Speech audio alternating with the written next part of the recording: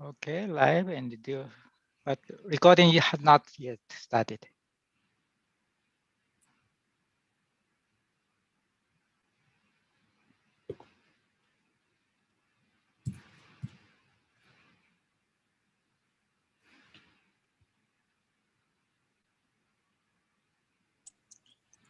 Gail, are you? Okay, okay.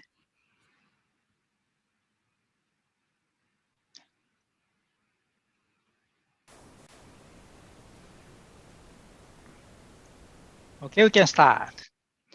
So good morning, good afternoon, good evening, and even good night, everyone. This is Shutakagi speaking. The uh, Today we have a speaker from Japan, and let me introduce the today's speaker, Professor Yoshiyuki Tagawa, professor at the Tokyo University of Agriculture and Technology, and Professor Toshiyuki Tagawa did his undergraduate and graduate school studies at the University of Tokyo in Japan, and he was the Japan Society for the Promotion of Science Research Fellow at the University of Tokyo.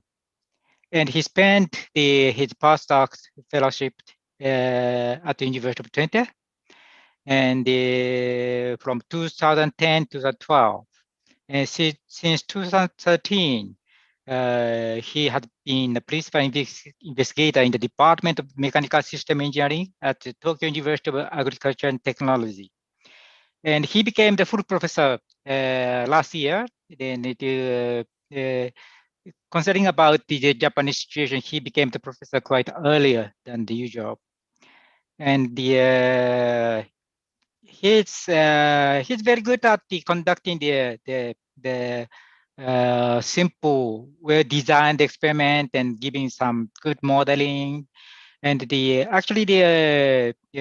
was a former student in our lab, and he's pretty good and very smart, and the good idea coming, a lot of the good idea coming out. And I was very always impressed with his having the wonderful ideas. So he received the Andre Prosperity Award 2019 and the Distinguished Young Researcher 2016 of Japan Society of Multiphase-flow and other awards, lots of awards. And he has served on editorial advisory board of the IJMF and also the national board of the Japan Society of Multiphase-flow. So today he's going to talk about the liquid jet and cavitation induced by an impulsive force. So Yoshi, please go ahead.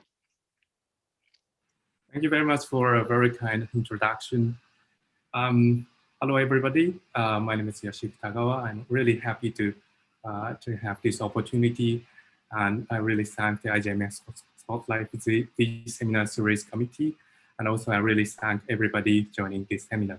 So I hope you enjoy my seminar. So I'm going to talk about the jets induced by an impulsive force.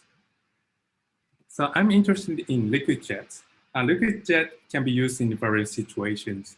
For example, the liquid jet can be used for cutting the stones or metals, which is called water cutter. Or liquid jet can be used for painting or can be used for enjoying sports. And liquid jet shape can be like this, kind of a diffusive jets, which is often seen in spray coating processes. Also, with using some impulsive force, we can have this kind of focus shape, really the thin shape of the liquid jet. So one of the really successful jet application is inkjet printers. So this is used in any office all over the world. And this is pretty useful for printing papers or printing any kinds of documents with colors. Actually, I have two of them in my office. But there is a big challenge for the inkjet printer. That is, the liquid jet printer can only eject very low viscous liquids. So you may have experienced the replacing the ink of the inkjet printers, which is always very, very, let's say, shabby, kind of low viscous.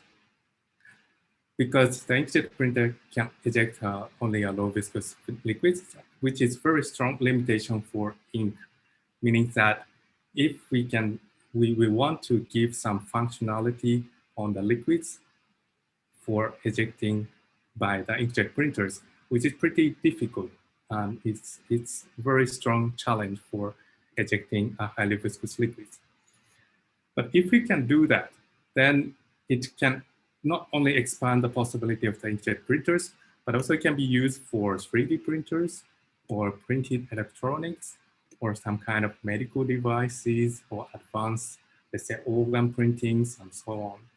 So ejecting a viscous liquids for is really an important thing. But ejecting the viscous jet is very, very challenging. So this is an example. Here I show you silicone oil 10,000 centistokes. 10,000 centistokes meaning that 10,000 viscous than water. And what I'm showing you is the liquid dropping off from the tip of the needle. Actually, I really push the piston behind, but unfortunately it is pretty difficult to make a liquid jet. But instead, I just drop the viscous liquids. But if you employ the impulsive force, then it's a way to eject viscous liquids. And that's what I want to discuss in this seminar. So this is kind of an overview of my seminar. So first, I explained the liquid jet induced by the impulsive force, which is pretty simple explanations. And second, I will gonna explain some pretty simple structure which can eject with really viscous jet, 10,000 times viscous than water. And then it will be followed by the cavitations. So cavitation, the bubble emerge in the liquid can be also induced by impulsive force. So I'm gonna show how this cavitation affect on the liquid jet. And finally, I give you some idea for controlling the cavitations. So let me start from the first things. So it is called kind of the short time dynamics induced by an impulsive force. So let me start from very simple Navier-Stokes equations. It can be shown here. The first term shows accelerations, inertia, pressure, and viscous. And with very short time, the liquid is accelerated in a short time. And then each term can be evaluated with some time scales and velocity scales and liquid scales. And the feature of this short time dynamics is, of course, very short time. So then if we estimate each term, then the order of inertia and viscous term is pretty small compared to the pressure term and acceleration term. So then this equation can be even simplified as shown here. And if we do temporal integrations, time integral to get the velocity after the impulse, then we can get the velocity, fluid velocity U0 by spatial derivative of pi. And pi is a pressure impulse. Pressure impulse is nothing but the time integral of the pressure. So let me emphasize that what I did here is the time integral of this equation. And then we get the velocity as a function of the gradient of pressure impulse. So this short dynamics is pretty effective for ejecting a viscous liquid because, as you can see here, the viscous term is pretty small. So viscous doesn't play a significant role in a short time. So let me show you a simple experiment. Here I have a test tube here, and then partially filled with liquid. And what I did is just drop this test tube, and the test tube eventually hits the floor. And from the meniscus, we see a really beautiful shape liquid jet. So this is the jet induced by an impulsive force. And using this simple technique, we can eject 100 centistokes liquids. But we need a bit more trick to get the 10,000 centistokes liquids. And this is the trick and also the demonstration. So in this case, sorry, this is in Japanese, it means the honey. So now what we do is put honey into the test tube, and also we insert a thin tube inside the test tube. And we seal the surface of the test tube except the tip of the thin tube. And then we fill honey into this structure. And then the meniscus is put here. So actually another tip of the thin tube is here. And then we put, what we do is again, drop the test tube. Okay, so at the bottom, there's a rigid floor. And after hitting the rigid floor, you see honey jets ejected from the meniscus. So this is a zoom up view. After the impact, you see a honey jet, which is thinner than the thin tube. And this is another outlet of the thin tube. And then you see honey is ejected and deposited on the paper. And from this odd shape, you can easily imagine that how this honey, how viscous this honey is. For a person who's still skeptical about this, let me show you another demonstration. So here is a nozzle, and I put a cookie here. And what we do is eject a honey jet and deposit honey on a cookie and eat it.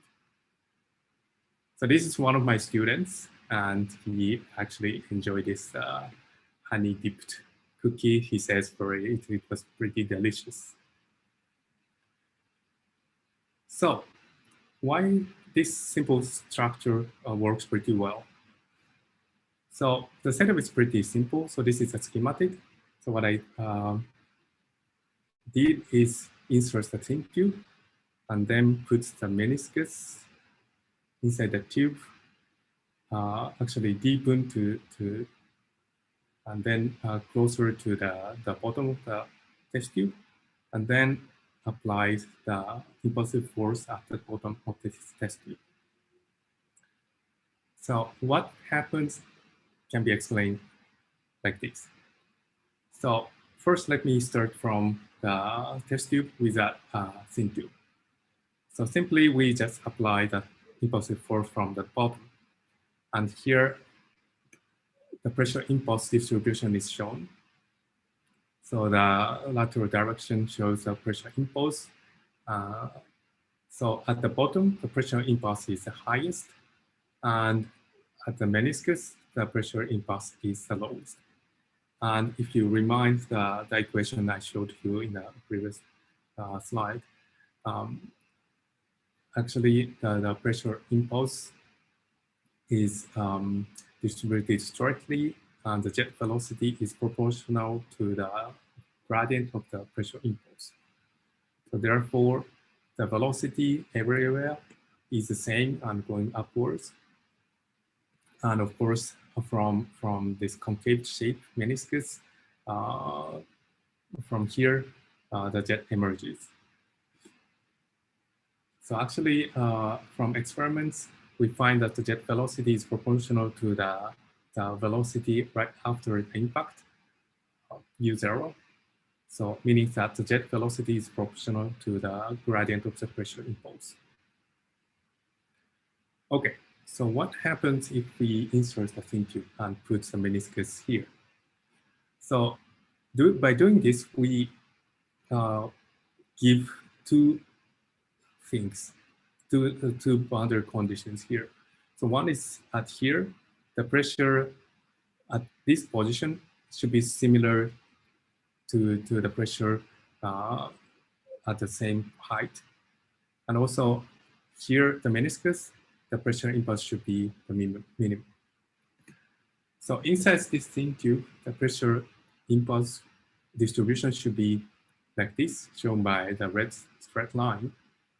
And then the pressure impulse gradient is much higher and the pressure impulse gradient compared to the surrounding liquids. So therefore, the velocity right after the impact is faster, and of course the following jet is also faster. So this is the trick to have the honey jet. So also, luckily, we can easily control the position of the meniscus here, here, and also the position of the tip of the tube. So we call this distance L middle and this distance L top and this distance L bottom. And from these geometrical relations, we can easily derive the relation between the pressure impulse gradient inside the test tube and pressure gradient outside the test tube, which can be connected with this coefficient as a function L top and L middle. So of course, the jet velocity is also proportional to these parameters. So it means that we can control the jet velocity by changing the meniscus position here. So by experiments, we use various viscous liquids, and which all results are shown here. So the model I derived is expressed by this black line, and almost all the experimental results collapse on this line, meaning that the explanation works for the liquids with 1 centistrokes to 1,000 centistrokes. So let's print a viscous liquid. So here I show you a very viscous liquids of 1,000 centistroke silicone oil, and this is a zoom up view. By the way, this is a high-speed camera, high-speed recordings. So in a real time scale, the velocity is a few meters per second. And as you can see, the liquid is deposited on a single spot. Also, great thing is that we can put some functionality on this liquids. So what I did is I put nail polish in the structure I showed you, and here's a nozzle. And applying the impulsive force, then the nail polish jet emerges and can be ejected onto a paper. So you may know that the nail polish is pretty viscous and also includes various kinds of particles inside the liquid. But still, this structure works and can eject complex viscous liquid. So when I show this movie, I often ask that, can we control the volume? And actually, we could control the volume of the deposited liquid. So first, Let me show you the single droplet deposition by the same structure. You see a droplet impacting on a paper. And if we want more volume, a little bit more, then what we do is put a bit long tail to the droplet, like this.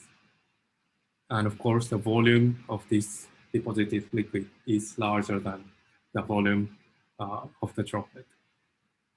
And if we want to put really a lot volume, then we have a very long tail.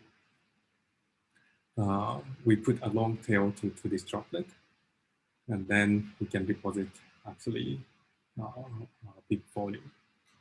So note that these three movies are taken by the same system. So I don't change the size of the test tube, size of the thin tube, but I just change the impulsive force and also the position of the meniscus. Okay. And this is pretty simple structure.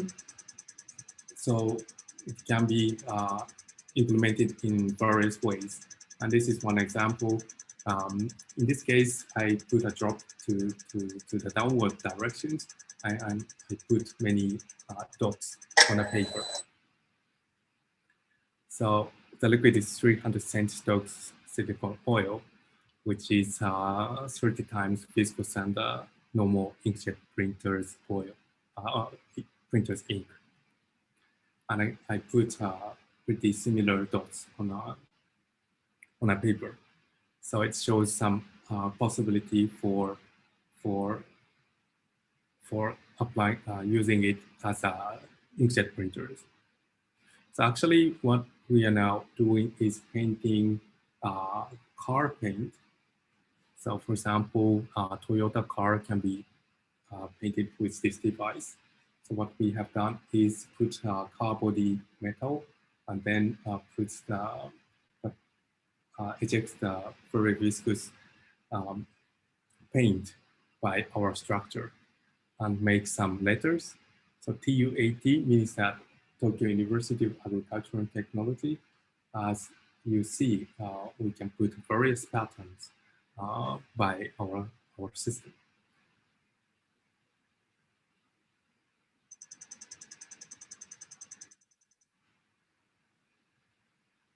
Okay, so by employing an impulsive force, actually the highly viscous microjet can be induced. And great things is that it can eject a high viscosity and it can be create a high speed microjet. So in experiments, the maximum speed is 100 meters per second, which is fast enough for the printers. And also I want to point out here that it has a focus shape. So this movie shows a viscous jet induced by an impulsive force. And the size of the jet is smaller than the size of the thin tube, which is pretty important for printing highly viscous liquids, because viscous liquids can be easily clogged in the thin tube because of its viscosity. So it's important not touching with the wall of the nozzle. And by this principle, actually the jet travels along the axis of the tube. So it's the farthest point from the wall.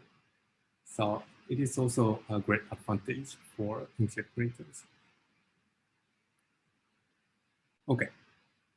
So, but of course, there is some problems, and one is the cavitation. So let me talk about cavitations next. So by impulsive force, we could create cavitations, and actually, it affects the jet velocity. So here's another simple experiment. So what we have done is these experiments the test tube with filled partially with liquid, and we just drop this test tube. What we have changed is the liquid height. So this we call height L here. So we don't change the height, dropping height. So we don't change the impact velocity. We just change the liquid height. And liquid height is in the x directions, and the jet velocity is shown in the vertical directions. So interesting thing is that until liquid height is 50 millimeters, the jet velocity doesn't change. So the liquid height doesn't affect to the jet velocity. But from 50 millimeters, what we find is that jet velocity increases significantly. So I compare two jets, which is dropped from the same height, meaning that I apply the same impact velocity to the both system, but the jet velocity is pretty different. And if we see inside the liquid, then there is a big difference. So the slow jet doesn't have a cavitation, and faster jet have cavitation. And jet velocity can be expressed by the volume, bubble volume of the cavitation.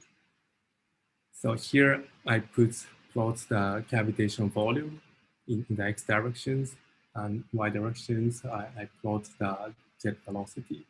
So if we have a larger volume of the cavitation, then the jet velocity becomes faster. And without cavitation bubble, the jet doesn't increase. The jet velocity doesn't increase. So clearly, this result indicates that the jet velocity increases with bubble volume. So cavitation affects the jet velocity. So how can we explain this? So here I plot the XT diagram. So in this case, we have the bottom of the test tube here and the meniscus here. So the test tube is kind of placed in a horizontal way. Because to follow this XT diagram, X direction is the position and T is the time. So when we apply an impulsive force, then actually in a short time, the compression wave occurs. Then the compression wave travels inside the liquid and then eventually reaches to the meniscus of inside the tube. And it reflects because the acoustic impedance is pretty different.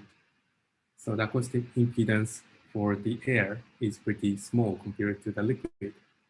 So what happened is that compression wave reflects as expansion wave, and at the same time, the meniscus is accelerated and have a certain velocity. So assume that we apply an impulsive force, impact velocity is u0, then the meniscus speed is 2u0. And then expansion wave travels and hits the bottom of the tube. And in this case, the acoustic impedance for the tube is larger than the liquid. So expansion wave reflects as expansion wave and coming back to the meniscus. And when it hits the meniscus, then in this case, we have the expansion wave. So the velocity of the meniscus becomes lower, and actually it becomes zero again. The velocity of the meniscus becomes zero again. And then compression wave going back to the bottom of the tube, and then reflects and then again hits the meniscus. So by this, the meniscus velocity is first 0 and becomes 2u0, and then 0 and 2u0. So it actually have some certain period of the oscillations. And the average velocity is actually u0, similar to the bottom of the test tube. So what we have done is measure the oscillation frequency of the meniscus and do the FFT, and this is the result. So the feature is that there's no cavitation, and then the fringe vibrates strongly. So if we see the frequencies of the vibrations, then there is a strong peak here. And this peak should correspond to this pressure wave reflections, a period of the pressure waves reflections. So we simply estimate the frequency by C, the speed of sound in the liquid, and L, the liquid height. And the result is here. Estimated value is here.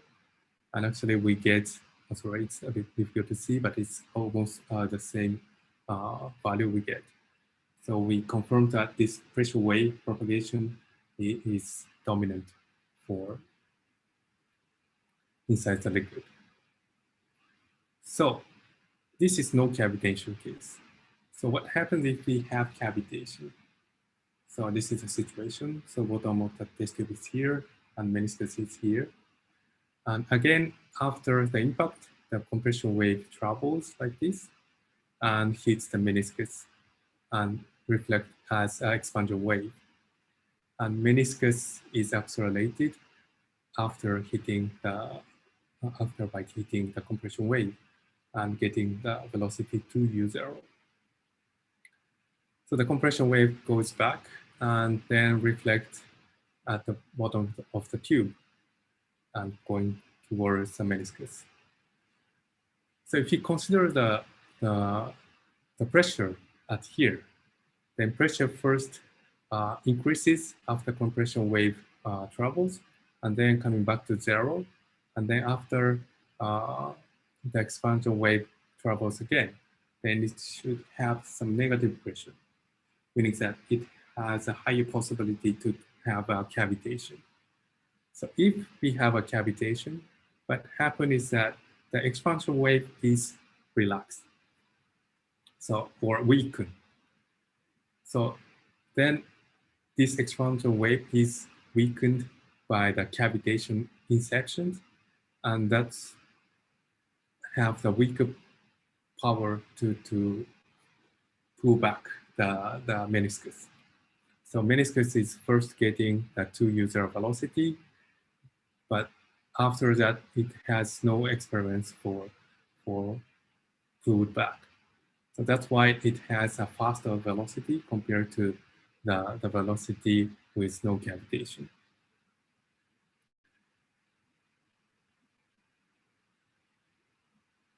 So the point is that the expansion wave is attenuated due to the cavitation inception.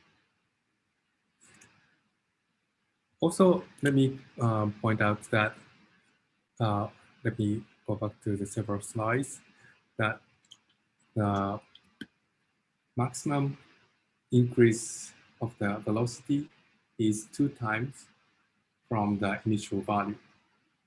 So by this mechanism, the velocity is increased at 2 times at maximum compared to the no cavitation case. So this theory, simple explanation, is also confirmed by this figure. Okay, so we understand that cavitation affects the jet velocity. So cavitation can be caused by acceleration in many cases. So let's see some interesting case. So in this case, we have a liquid inside the bottle, and we heat the tip of the bottle, actually the top of the bottle we hit. And this is a movie. So here we have a bottle filled with a liquid, and we hit the top of the bottle by mullet. And this is high-speed video camera, video image. This you see bubble inceptions, and after the bubble collapse, it breaks the glass. It breaks the glass bottle. This is really surprising things to me, at least.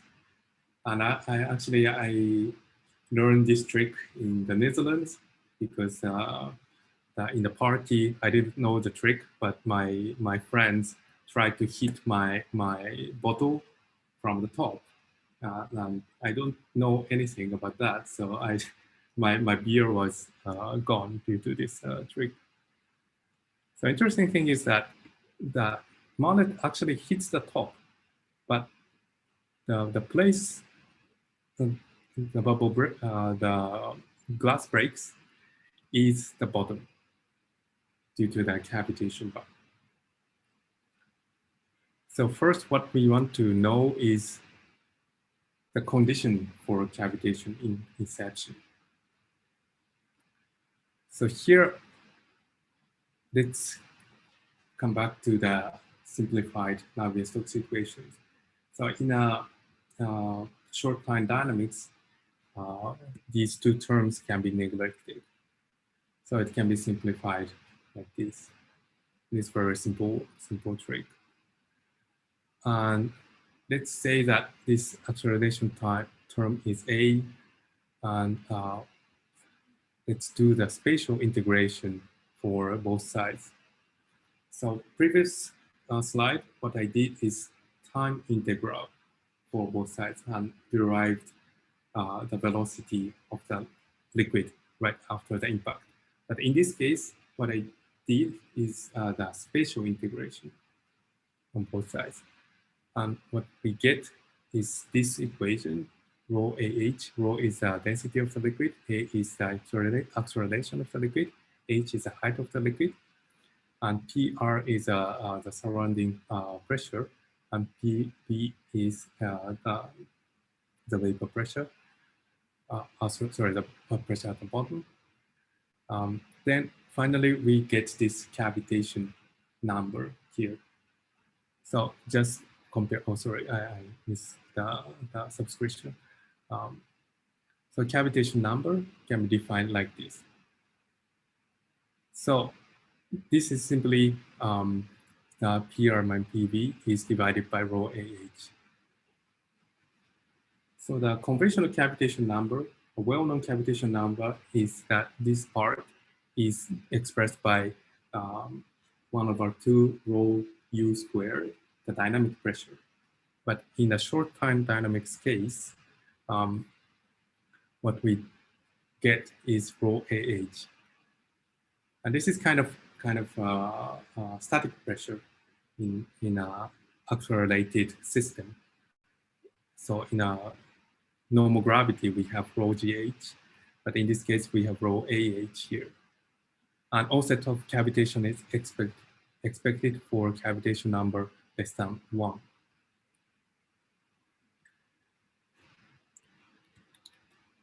So let's check how well it works. So we change the all parameters. So this is a collaboration work with Utah State University. So we change the height, we change the acceleration, we change the vapor pressure, and also the density, and also the in USU, they also change the reference pressure here. So all parameters are changed. So also the experiments, we drop a test tube, and this is cavitation inceptions, which breaks the test tube. And in Utah case, they break the bottles. So here's the results. I plot the acceleration in lateral directions and the cavitation cavitation is expected in this white area, and there's no cavitation is expected in this gray area. And actually, no cavitation occurs here, and cavitation occurs at these regions. Also, we changed the different parameters using the different liquids, but still it works. And also the reduced reference pressure, it still works. So we find that this cavitation number can describe the cavitation onset induced by the impulse with cavitation number 1.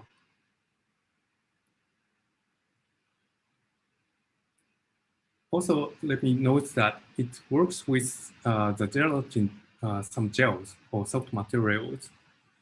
So in this case, we put the gels inside the test tube. So we just change the height of the liquid gels and check whether the cavitation number well predicts the cavitation inception. And actually, it works pretty well. So this is again the same figure, but plotted with the case with soft materials, the gelatin gels. So as you could see, the cavitation dynamics is of course a bit different, but the inception condition is quite consistent. So this is also remarkable things because it's also related to the situation in our body.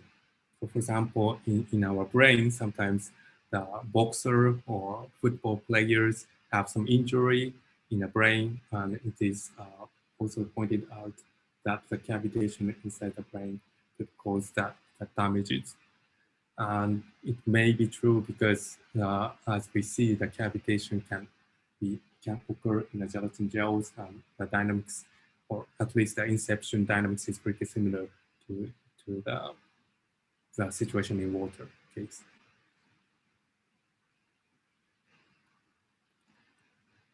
Okay.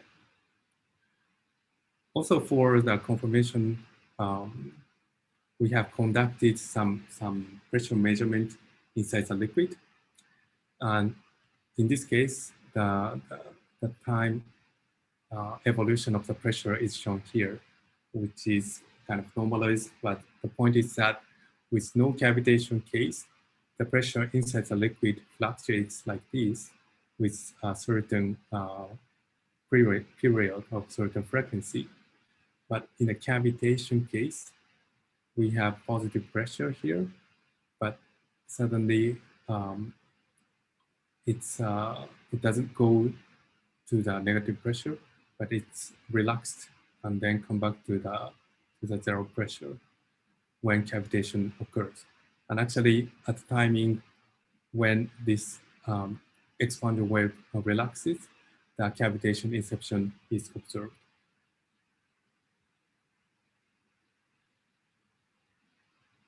So let me come to the final part. So the cavitation control for jets. So we understand that the cavitation affects the jet velocity, and cavitation inception can be understood from the cavitation number. But what we want to have is control the jet velocity, and to do that, of course, we have to control the cavitation. This is also a big challenge because controlling the cavitation is, especially the cavitation volume, is a very tricky thing. In practice, it is pretty difficult to control the nucleation of the cavitations and, of course, the volume of the cavitation. So how can we do that? So we have tried various ideas, but we come up with an idea for having the preformed bubbles. So instead of having pure water or pure liquid, how about having the preformed bubbles in the liquid? And it's a bit tricky to have a preformed bubble in the liquid. So what we did is use a PVA gel, which is pretty simple structured gel. You can make it with some washing machine soap and so on. So it's pretty daily life materials. And why we use it is that the acoustic impedance for PVA gel is pretty similar to water. So what we want to have is a packed packed preformed bubbles inside the liquid, and we don't want to disturb the pressure wave propagations by the gels. So we choose the PVA gel having the similar acoustic impedance of water. So the situation is like this. So in this case, the preformed bubbles with the gel is placed here. So you see small bubbles here, and this region is the gel region, and this region is the liquid region. So again, I plot the bubble volume versus the jet velocity. And this is the case for pure liquid case. So we have the larger bubble volume, and then we have the faster jet velocity.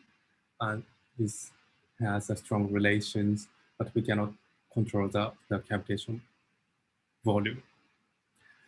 So how about changing the preformed bubble volumes and check the jet velocities? So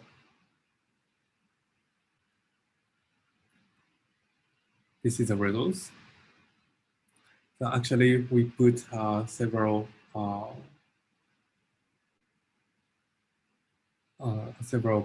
we did several experiments with following the preformed bubble volumes, and we get pretty similar trend with the pure liquid case. But also, important thing is that in this region, it reaches to kind of the plateau value, with meaning that regardless of independent of the preformed bubble volume, we have the pretty constant jet velocity. So we don't need to worry about the cavitation inception or cavitation volumes. And also you see the similar trend here. So the dynamics should be also pretty similar. So the advantage is that by just putting this preformed bubble here, the jet velocity becomes 2 times faster than the no cavitation case. And also the jet velocity is pretty robust.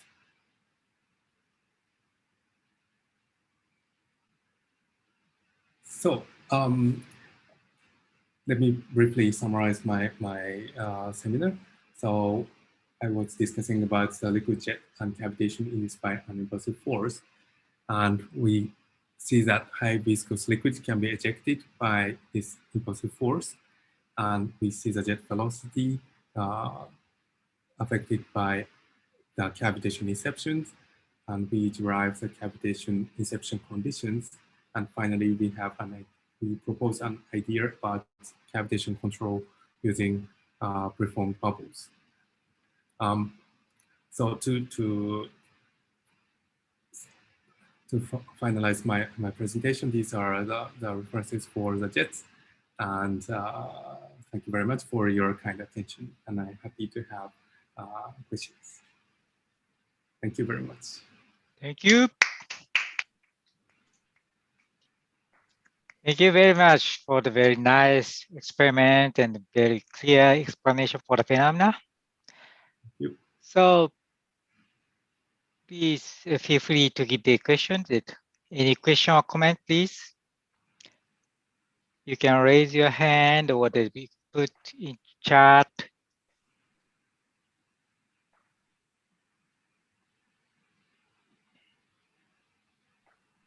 Any questions, comments? Or you can unmute. Okay. Yeah, there's a question in chat. Yeah. Can you see?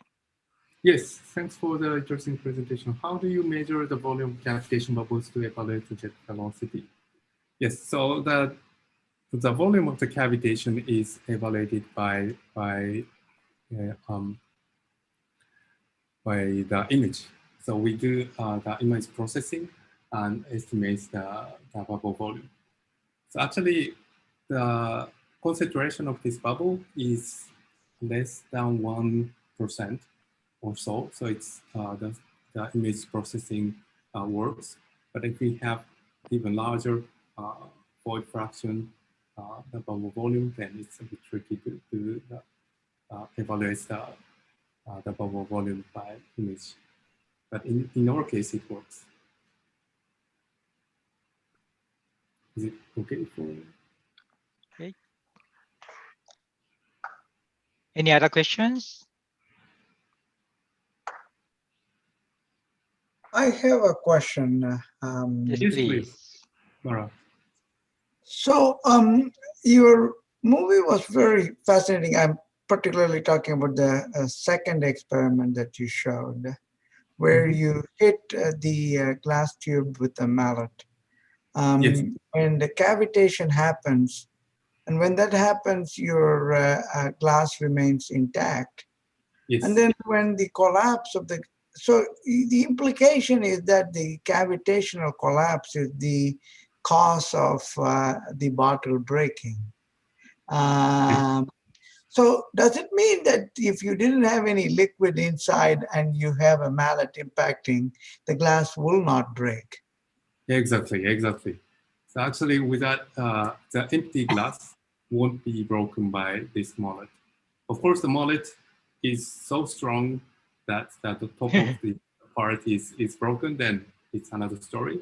But with the same acceleration, it won't be break. Very interesting. Yeah, so this Not really. very, yeah, that's a little counterintuitive because you would expect the liquid to be more viscous and dampen things, but cavitation creates havoc. Yeah, interesting. Yes, yes. Actually, so this bubble actually really focuses the liquid.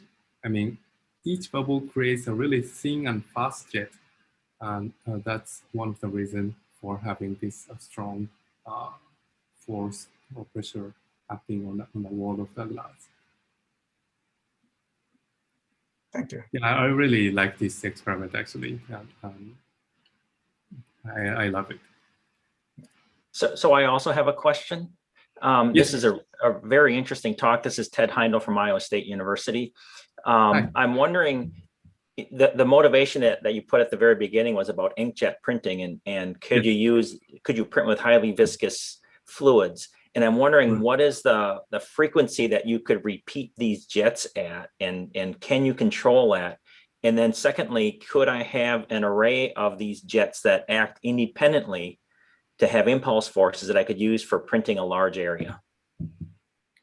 Okay, so let me answer the first question. So the frequency of this creating the jet. So that's a really important question because in a normal inkjet printer has 3 to 4 kilohertz, so more than 1,000 hertz. That is pretty fast. And in this viscous liquid case, then the frequency would be much less, like 100 hertz or even less, because the viscous liquids doesn't come back to the original position. The meniscus doesn't come back to the original position as fast as the low viscous liquids. So in the low viscous liquid case, the surface tension really helps for coming back to the original position.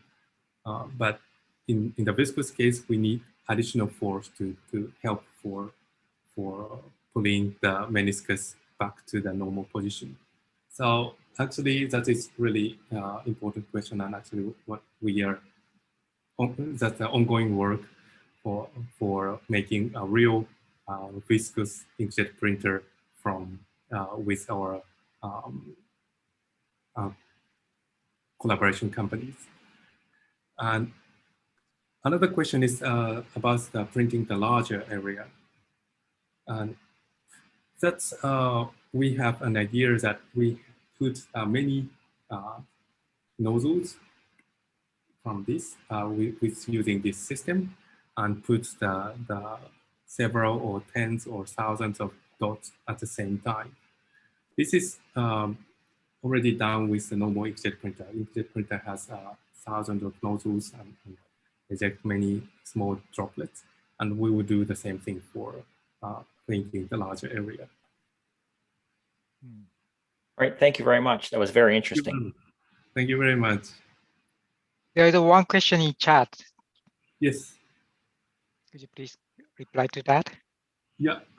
Did you try to change the concentration of cavitation nuclei in the liquid to influence cavitation occurrence, for example, by enhancing, reducing the amount of dissolved air or adding removed impurities?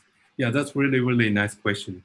So what we have done is degassed the liquid and applied the impulsive force. And actually, as you pointed out, the cavitation volume for the, oh, there's another question, but the amount of dissolved, cavitation volume is changed by that. And actually, I didn't really explain about that, but one of the motivation is actually what you point out. I mean, due to the dissolved gas, amount of dissolved gas, the cavitation volume is easily changed in the case of pure liquid case. So that's not happy, that's not controllable. So then this preformed bubble idea comes. In this case, we can control the bubble volume much easier compared to the dissolved gas case. And yeah, so you are right. And that's one of the reasons we did this experiment. Thank you very much for your question. And there is another question. Yes. Can I read it?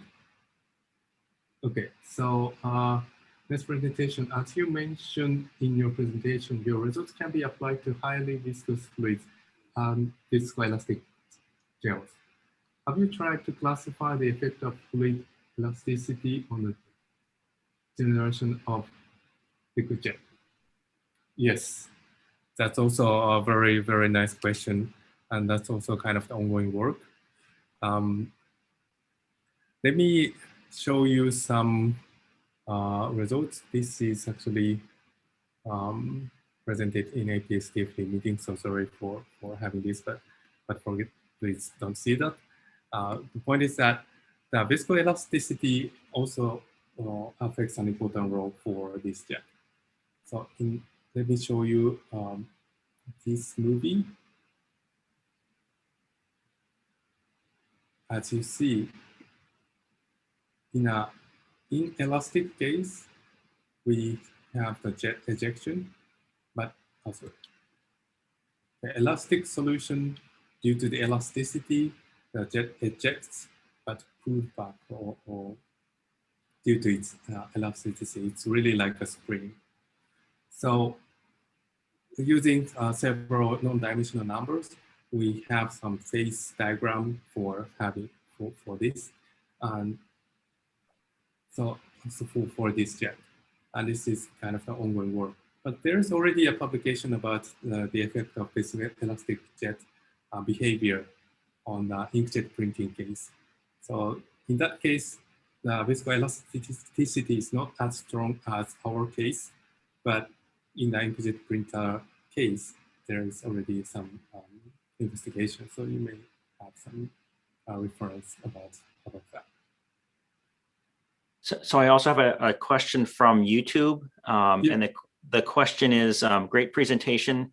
Can you enhance the cavitation inception and therefore the strength by adding particles to the liquid? So could you add nanoparticles to the liquid to modify the cavitation? That's also a very nice point. We have also tried kind of the dirty liquids, and we find a lot of cavitations. So in with really large volume cavitation can be occurred by adding some particles. But of course, the particle, the property of surface of the particles really affects the volume of the cavitation. So even if we put many particles, but the particle surface is hydrophilic, then the cavitation volume is not so enhanced. So it's also dependent on such properties, but adding some particles is also a nice idea. Another thing I want to point out is that by adding the particles, the first impact, after the first impact, there's a lot of cavitation bubbles. But from the second and third impact, then the cavitation volume is not so large because the surface of the bubble is wet due to the first bubble collapse. So yeah, so it's not good for controlling the bubble volume, but just make the cavitation occur at the first impact, then that's a good idea. Thank you for your question. Alfred, please. Yeah, can I ask a question? I'm referring to your first experiment. Yes. And maybe I've not quite well understood, but I see that you are able to produce from this nice pipe a very focused jet. Now, this jet does not go through any instability. It never deflects from its axis. Is it perhaps the shape of the bottom shape of the pipe important for this or not? So how can you control that the jet does not oscillate and doesn't go to instability? Yeah, thank you very much for a very nice question. Actually, the jet shape is affected by the meniscus shape right before the impact. So not by the shape of the tube, but the shape of the meniscus. So if this shape is not axisymmetric and kind of distorted or inclined, then the jet goes to the strange directions. So due to this surface tension effect, an axis self-shaped axisymmetric one, then we have always having a beautiful thin jet along the axis. So second question, so in this case, you are forced to have very tiny holes because otherwise the meniscus would actually be deformed, right? Right. Okay. Exactly. Thanks. Interesting. Yeah. Thank you very much. Very nice. Very nice. Yeah. I have one question that this very interesting phenomenon can be related to some volcano explosion. Volcano explosion. Like the volcano explosion in magma, you have the vapor coming out, right? So there's like also the oscillation. So after the explosion, you might have some pressure oscillation, and sometimes you might have some influence from that's kind of the expansion wave and the cavitation and the, right. you have some idea for this kind of you're right. Actually, the volcano has enormously high-speed jet upwards, and this multiphase flow effect may play an important role. So it's very, very complex and also kind of the viscoelastic liquid. So one-to-one relation, but still this cavitation effect may affect important effect on the jet velocity. Okay, thank you. So any further question or comments? We have about 60 attendants on Zoom and also the more than 20 from YouTube.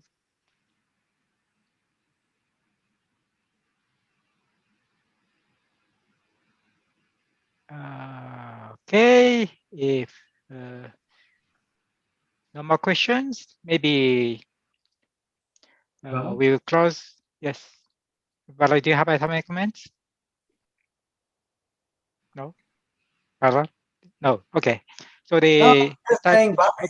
to okay, everybody. it's time to close the seminar. So thank you very much for your coming, and we have another one in 2 weeks. And today it's a little bit shifted to the earlier time because of the time difference in Asia. But next time, again, we will be back to the 90 minutes later. So please keep your schedule for the next seminar. So thank you for your coming. Thank you very much. Thank you very much. Thank you all. very much, Thank you, Ken. Sue. Thank you, Yoshi. Thank you all Thank you, for Yoshi. coming. Very nice talk.